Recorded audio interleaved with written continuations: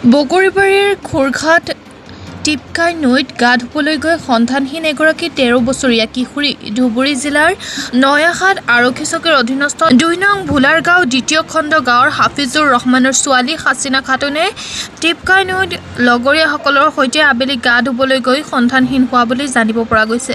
ঘটনাস্থলীত SDRF বাহিনীৰ এটা সজাতি দলে উপস্থিত হৈ তদন্ত অব্যাহত ৰাখিছে। বগৰীবাৰীৰ পৰা হাছেন আলী জদ্দাৰৰ ৰিপৰ্ট।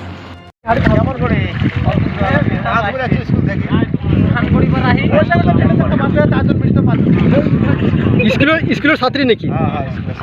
কিমান বয়স হ'ব? কিমান বয়স কিমান হ'ব? 12-13 বছৰ হ'ব। কোনটো গাঁৱৰ? কোনটো? ভোলাৰ গাঁও। এইটো কি নদী বুলি কয়? টিপকাই নদী। ছাত্ৰীজনী কোন শ্ৰেণীত?